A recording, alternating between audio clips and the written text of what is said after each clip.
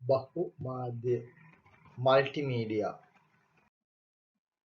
බහුමාධ්‍ය යනුවෙන් අපි හඳුන්වන්නේ ලිඛිත නැත්නම් ලේඛන ශ්‍රව්‍ය රූප නැත්නම් පින්තූර සජීවීකරණ වීඩියෝ ආදී සියලු දේවල් සංකලනය වූ නිර්මාණයකට සමහර විට මේවා එකක් දෙකක් තියෙන්න පුළුවන් සියල්ල තියෙන්න පුළුවන් එසේ නැත්නම් තුනක් තියෙන්න පුළුවන් මේ කිහිපයක් එකතු වෙලා විවිධාකාරයේ වනි මාධ්‍ය කිහිපයක් එකතු වෙලා නිර්මාණය වුණු දෙයකට අපි කියනවා බහුමාධ්‍ය නිර්මාණයක් කියලා.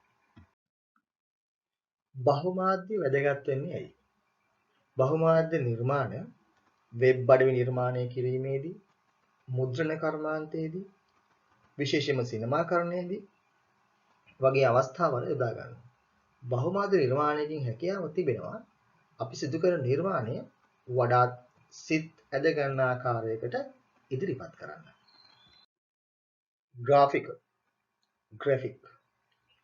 ග්‍රැෆික්ස් කියලා කියන්නේ මිනිසාගේ සිතට නැගෙන සිතුවිල්ලක් අදහසක් බිත්තියක කැන්වස් එකක රෙදි කැබල්ලක ලීයක කඩදාසියක ආදී වශයෙන් විවිධ තලයක අඳින දෘශ්‍ය රූප හෝ මෝස්තරයක් වෙනවා.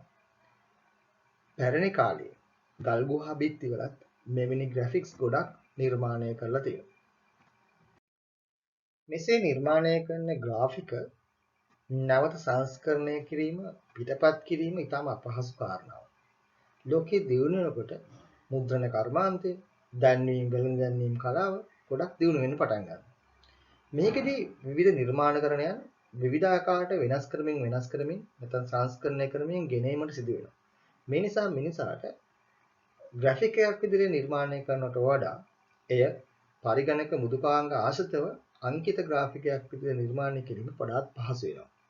තාක්ෂණික දියුණුවත් සමගින්ම පරිගණක මෘදුකාංග භාවිතා කරලා නිර්මාණය කරන ග්‍රාෆික නැත්නම් ග්‍රැෆික්ස් වලට අංකිත ග්‍රාෆික නැත්නම් ඩිජිටල් ග්‍රැෆික් ලෙස කියනවා. අංකිත ග්‍රාෆිකයක් ගත්තොත් අංකිත ග්‍රාෆිකයක් හැදිලා තියෙන්නේ මූලිකාංග කිහිපයක් එකතු වෙයි. ඒ මූලිකාංග වශයෙන් පික්සල් විභේදනය නැත්නම් රෙසොලූෂන් එක ප්‍රමාණය සයිස් එක සහ වර්ණය කලර් කියන එක ගන්න පුළුවන්.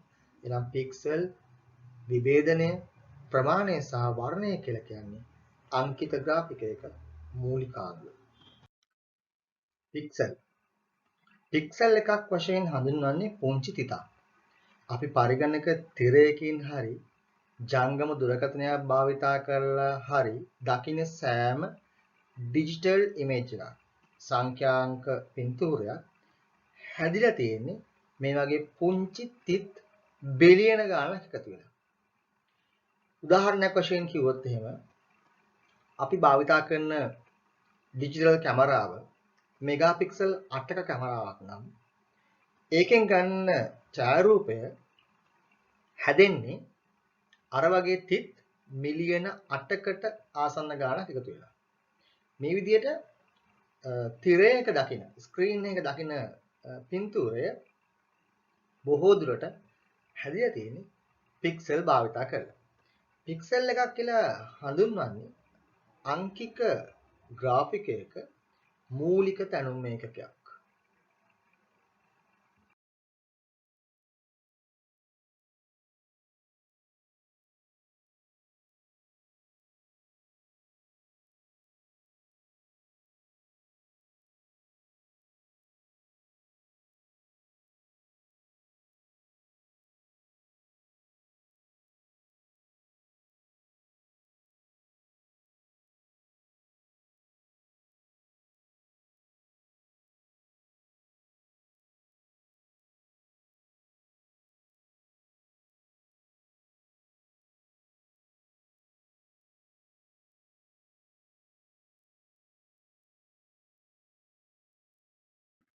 මෙම රූප සටහනේ පැහැදිලිව පේනවා ඔබට පික්සල් රාශියක් තිබෙනවා.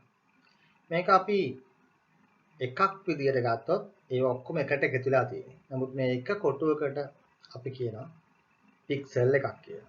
ඒක ඔයගොල්ලන්ට ලකුණු කරලා පෙන්නලා තියෙනවා. ඒ වගේම තිරස්ස තියෙන පටියක්. පේලියක් ගත්තොත් එහෙම අපි කියනවා පික්සල් රෝ එකක් කියලා. ඒ වගේම සිරස්ස තියෙන තීරුවක් ගත්තොත් අපි ඒකට කියනවා පික්සල් තීරුවක් කියලා. තීරුවක් සහ පේලියක් දෙකම එකතු වෙලා හැදිච්ච කොටසකට අපි කියනවා පික්සල් ආරාවක් කියලා. එතකොට පැහැදිලි වෙනවා ඕනම සංඛ්‍යාංක පින්තූරයක් නැත්නම් සංඛ්‍යාංක ග්‍රාෆිකයක් නැත්නම් අංකිත ග්‍රාෆිකයක් හැදිලා තියෙන්නේ පික්සල් ඇරේ එකකින් බව. සෑම පික්සල් එකකම වර්ණයක් ඇතුළත් වෙනවා. එහෙනම් පික්සල් එකක වර්ණ සහ බිටු ප්‍රමාණය අපිට හඳුනා ගන්න පුළුවන්. පික්සල් එකට අදාළ බිටු ගණන රූපයක භාවිතා වන වර්ණ ප්‍රමාණය තීරණය කරනවා. මේ වගු අනුව ඔබට පේනවා එක බිට් එකයි නම් පික්සල් එකේ තියෙන්නේ. එතන තියෙනවා වර්ණ දෙකක්. වර්ණ දෙකයි කියන එක අදහස් වෙන්නේ කළු හා සුදු යන වර්ණ. එතන බිට්ස් දෙකක් තියෙනවා නම් ඒ පික්සල් එකේ එතන වර්ණ හතරක් තියෙනවා. මේ විදිහට බිට්ස් ගාන වැඩි වෙන්න ඒකේ තියෙන වර්ණ ප්‍රමාණය වැඩි වීමක් සිදු වෙනවා. අපි දැන් පොඩි උදාහරණයක් බලමු. පික්සල් එකක බිට් 4ක් තිබෙනවා නම් ඒකේ තියෙන වර්ණ ප්‍රමාණය 2/4 බලය. ඒ කියන්නේ 2 වැඩි කිරීම 2 වැඩි කිරීම 2 වැඩි කිරීම 2. එතකොට වර්ණ 16ක් තිබෙනවා. ඔබට පේනවා මේ තියෙන වර්ණ කොටු 4 දිහා බැලුවම බිටු ගාන අඩු වෙන්න එහි පැහැදිලිතාවය අඩුයි. බිටු ගාන වැඩි වෙන්න එහි පැහැදිලිතාවය වැඩි. බිටු ගාන වැඩි වෙනකොට එහි තියෙන වර්ණ ප්‍රමාණයත් වැඩි වෙනවා. උදාහරණයක් විදිහට එකක් නම් තියෙන්නේ බිටු. බිට් එකක තියෙන පික්සල් ප්‍රමාණය 1යි නම් වර්ණ ගාන 2යි. 2ක් නම් වර්ණ ගාන 4යි. 3ක් නම් 2 බලය 3ක් වෙන වර්ණ ගාන 8යි. 4ක් නම් 2 බලය 4යි. 16ක් නම් 2 බලය 16යි. 65536යි. ඒතර 24ක් නම් ඒකේ වර්ණ මිලියන 16.7ක් විතර වගේ තියෙනවා. ඒ වැඩි වෙන්න ඒකේ තියෙන වර්ණ ප්‍රමාණය වැඩි වීම සිදු වෙනවා. විභේදනය. එහෙම නැත්නම් රෙසොලූෂන් එක. විභේදනය එහෙම නැත්නම් රෙසොලූෂන් කියලා කියන්නේ තිරයක රූප මවන පික්සල් සංඛ්‍යාව. තනි පික්සලයක්. එහෙම නැත්නම් තිරේ මැවුණු ඡායාරූපයක මූලික අංගය නැත්නම් මූලික අංශුව තමයි පික්සල් එක. එහෙම නැත්නම් මේක තාත් කුඩාම තිතක් වෙන්න පුළුවන්. දැන්ට තිබෙන නිෂ්පාදනවල සාමාන්‍යයෙන් අපි ගත්තොත් එහෙම තිර වල ඒ කියන්නේ මොබයිල් ෆෝන්ස් වල එහෙම නැත්නම් රූපවාහිනී තිරවල නැත්නම් පරිගණක තිරවල පික්සල් සාමාන්‍යයෙන් මිලියන එකකට වැඩි තියෙනවා. ඉතින් මේ ප්‍රමාණය වැඩි වෙන මිලියන 8ක් විතර වගේ වෙනකොට ඒකේ අල්ට්‍රා HD TV වගේ ඒවා නිෂ්පාදනය වෙනවා.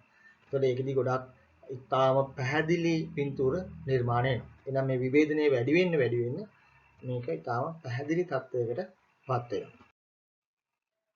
සාමාන්‍යයෙන් පරිගණක තිරයක් නැත්නම් රූපවාහිනී තිරයක් හැදිලා තියෙන්නේ පික්සල් වලින්. මේ රූප සටහනේ ඔබට පේනවා උඩ රූප සටහන් දෙකෙන් පේන්නේ TV එකක් CRT පළවෙනි රූප සටහන TV දෙවෙනි එක PC නැත්නම් personal computer එකක්. ඊට පල්ලෙහා එකේ තියෙන LCD පින්තූර දෙකක්. ඒකට මේ හැම එකදීම ඔබට පේනවා කුඩා තිත් නැත්නම් කුඩා කොටු වගේ හැඩ මේකේ තියෙනවා. මේවට තමයි අපි කියන්නේ පික්සල් කියලා. එතකොට මේ හැම පික්සල් එකකටම වර්ණයක් තියෙනවා. මේක රතු, නිල්, කොළ කියන වර්ණ ටිකෙන් තමයි පික්සල් හැදිලා තියෙන්නේ. මේ වර්ණ එකතු වෙලා තමයි ළඟට ඔබට පින්තූරය පේන්නේ. මෙන්න ඉහත දැක්කෙන රූප සටහනේ මේ ස්ලයිඩ් එකේ නැත්නම් මේ කතාව තියෙන පළවෙනි රූප සටහනේ ඔබට පේනවා රෙසොලූෂන් එක නැත්නම් විභේදනය කොහොමද තිරයක විහිදිලා යන්නේ කියලා. ඒතකොට ඒක ප්‍රමාණාත්මකව වැඩි වෙනකොට ඒකේ තියෙන පික්සල් ප්‍රමාණය වැඩි වුණාම රූපේ ඊටාම පැහැදිලි වෙනවා. මේ අනුව කිව්වොත් එහෙම ඩිජිටල් ග්‍රැෆික් එක භෞතික පරිමාණය මැනීම සඳහා භාවිතා කරන්නේ පික්සල් එක. එතකොට මේ රූපේ භෞතික පරිමාණය නැත්නම් රූපේ තියෙන ප්‍රමාණය අපි විභේදනය කියලා හඳුන්වනවා. කියන්නේ පික්සල් එකකින් තමයි ඒක මනින ඒකකේ භාවිතා කරන්නේ. ඒතකොට මේ සියලු පික්සල් ප්‍රමාණය එකතු කරාම තියෙන ප්‍රමාණයට අපි කියනවා ඒක තියෙන භෞතික ප්‍රමාණය කියලා. දැන් මේ රූප සටහනට අනුව ඒ ඔබට තවදුරටත් පැහැදිලි වෙනවා මේ රූප සටහනේ තියෙනවා පළලින් පික්සල් 800යි උස පික්සල් 400ක ඉමේජ් එකක්. ඒතර මේකේ භෞතික පරිමාව ගැන කතා කරනවා නම් මේකේ ප්‍රමාණය ගැන කතා කරනවා නම් 800 වැඩි කිරීම 400 කියන වැඩි කිරීම තුලින් ඔබට මේකේ සම්පූර්ණ ප්‍රමාණය මැන ගැනීමට හැකියාවක් තියෙනවා. එතකොට අංකිත ග්‍රාෆිකයක් ගත්තාම ඒකේ පික්සල් ප්‍රමාණය වැඩි නම් මම කිව්වා ඒකේ ගුණාත්මක ප්‍රභාවය වැඩි තත්යකටපත් වෙනවා කියලා. එතකොට මේ ග්‍රාෆිකයක ගුණාත්මක බව තීරණය වන්නේ වර්ග අංගලකට තියෙන පික්සල් ප්‍රමාණය පිළිබඳ සැලකිලිමත් වීම. මෙය ආකාර දෙකකින් මනින්න පුළුවන්. එකක් තමයි අංගලකට තිබෙන පික්සල් ප්‍රමාණය. අපි ඒකට කියනවා PPI pixel per inch.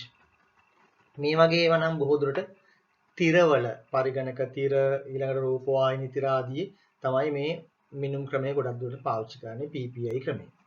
ඊළඟට අංගලකට තිබෙන තිත් ප්‍රමාණය අපි කියනවා DPI dot per pixel dot per inch dot per inch. මේ බොහෝ දුරට මුද්‍රණ කර්මාන්තයේදී වැනි උසස් නිර්මාණවලදී තමයි භාවිතා කරන්නේ.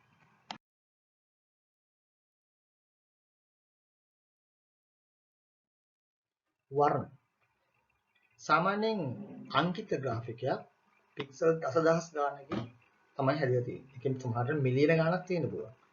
සෑම පික්සල් එකකම වර්ණයක් නියෝජනය කරනවා. එබැවින් පික්සල් එකක් කියන්නේ වර්ණයක් සහිත කුඩා තිතක් වෙනවා. සාමාන්‍යයෙන් මිනිසගේ ඇහැට හඳුන ගන්න පුළුවන් වෙන වර්ණ ප්‍රමාණය ආසන්න වශයෙන් මිලියන 16ක් විතර වෙනවා. නමුත් මේ සෑම වර්ණයක්ම මිනිසාට නිවැරදිව හඳුනා ගන්න බැහැ. ඒ නිසා ඒ නිවැරදිව හඳුනා ගැනීම සිදු කළ යුතු වනවා අංකිත ග්‍රාෆික් කරන්නේදී. ඒ සඳහා ඔවුන් විශේෂිත ක්‍රමයක් භාවිත කරනවා. අංකිත ග්‍රාෆික සකසා ගැනීමේදී බොහෝ වර්ණ භාවිත කරන්න පුළුවන්. මේ හැම වර්ණයක්ම නම් කරන්න අමාරු වෙන නිසා ඒ සඳහා භාවිත කරන විශේෂ ක්‍රමය වෙන්නේ වර්ණ ආදේශක නැත්නම් color models භාවිත කිරීමයි. කිසියම් අංකික ග්‍රාෆිකයක් සැලසුම් කරනකොට ඒ සඳහා භාවිත කළ යුතු වර්ණ ආකෘතිය නිමෝම උපාංගය හෝ අපි අවසන් ඵලය ලබා ගන්නා මාධ්‍ය මත පදනම්ව තීරණය කරනවා. ඒ කියන්නේ උදාහරණයක් විදිහට අපි විසින් මුද්‍රිතව ඉදිරිපත් කරනවා නම් අපි තෝරගන්න color model එක නැත්නම් වර්ණ ආදේශකයේ වෙනස් අපි ඒක පරිගණක තිරයක හරි මොකක් හරි රූපවාහිනී තිරයක නරඹන පින්තූරයක් නම් අපි යොදා ගන්න වර්ණ ආකෘතිය නැත්නම් වර්ණ ආදර්ශකය වෙනස් වෙනවා. ප්‍රධාන වශයෙන් භාවිතා වන වර්ණ ආදේශක දෙකක් තියෙනවා. එකක් තමයි RGB මොඩල් එක. අනිත් එක CMYK මොඩල් එක. RGB මොඩල් එක නැත්නම් RGB වර්ණ ආදේශකය. මේක සාමාන්‍යයෙන් ගොඩක් දුරට භාවිතා වන්නේ තිරවල. රූපවාහිනී තිර නැත්නම් පරිගණක තිර රූපවාහිනී ඒ වගේ රූප නිර්මාණය කර ගැනීම හදා. මේකෙදී කුඩා කොටුවක් වගේ හැඩයක් තියෙන එකක් තමයි පික්සල් එකක් විදිහට හඳුන්වන්නේ. භාවිතා වෙනවා වර්ණ වර්ග තුනක්. රතු කියන්නේ R red රතු, G color green, B කියන්නේ blue නැත්නම් නිල්. මේ වර්ණ තුන එකතු වෙලා තමයි සියලුම වර්ණ ටික හැදෙන්නේ. CMYK ආකෘතිය දිහා බැලුවොත් වර්ණ ආදේශක දිහා බැලුවොත් මේකෙදී ගොඩක් දුරට මේ කඩදාසි වල print කරන්නේ. ඒ කියන්නේ මුද්‍රණ කර්මාන්තයේ තමයි මේ වර්ණ ආදේශකේ භාවිත කරන්නේ. මේකෙදී භාවිත කරන වර්ණ හතරක් තිබෙනවා. C කියන්නේ cyan කියලා කියන්නේ නිල් පැහැය. M කියන්නේ magenta කියලා කියන්නේ රතු පැහැයට උදා පැහැය. ඊළඟට Y කියලා කියන්නේ yellow නැත්නම් කහ වර්ණය, K කියලා කියන්නේ කී වර්ණය නැත්නම් අපිට කියනවා කළු වර්ණය. කියන්නේ ඒක තමයි ප්‍රධාන වර්ණය විදිහට සැලකෙන්නේ. There are two main colour models used in design, RGB and CMYK, and it's important to know which to use and for what purpose. RGB stands for red, green and blue, and is used for anything that is to be displayed on a monitor or screen, such as websites or videos. The very same screen you are watching this video on is most likely made up of millions of pixels. Each pixel is broken down into 3 subpixels that are either red, green or blue. These subpixels are added in various combinations to make an array of different colours for the pixel. For instance, if the red and green subpixels are turned on all the way, the resulting pixel would be yellow.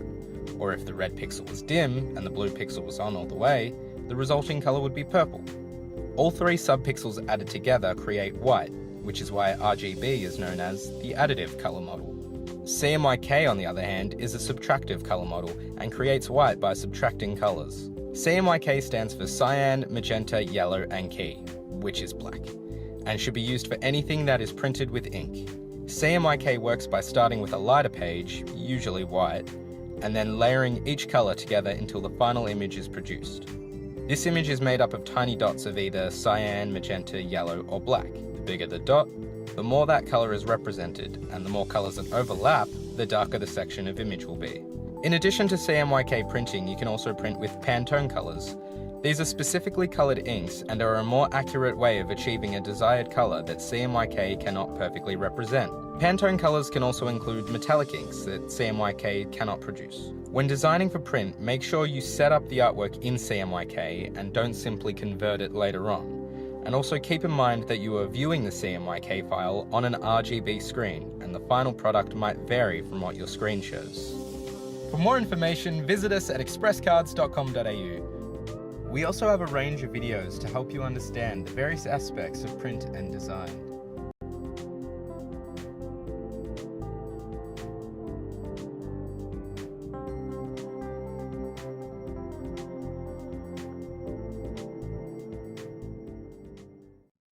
මෙන්න video clip එක මගින් ඔබට පැහැදිලිව දැක ගන්න පුළුවන් RGB සහ CMYK කියන වර්ණ ආදේශකයන් ක්‍රියා කරන ආකාරය.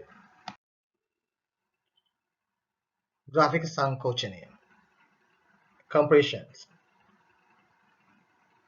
සාමාන්‍යයෙන් අංකිත ග්‍රාෆිකයක් නිර්මාණය කරාම ඒකේ තියෙන කැපැසිටි එක නැත්නම් ධාරිතාවය තීරණය කරන්නේ එහි තියෙන පික්සල් ප්‍රමාණය සහ නිර්මාණය කරන්න භාවිතා කරපු වර්ණ සංයෝජන මගින්.